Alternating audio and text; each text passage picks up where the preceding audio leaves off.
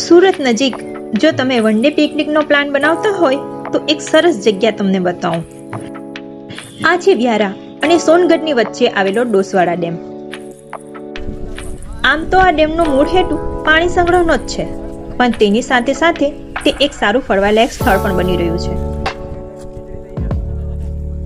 ચોમાસામાં તો ખરું જ, પણ ઉનાળામાં પણ જો સાંજના સમયે તમે અહીં જાઓ ને તો અહીં સમય વિતાવવો ગમે એવું વાતાવરણ હોય છે.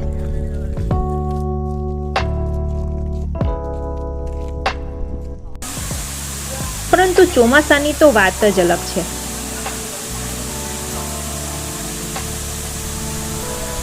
કારણ કે અહીં સામે જે છલકાતો પાણીનો ધોધ જુઓ છો ને તે માત્ર ચોમાસામાં જ દેખાશે.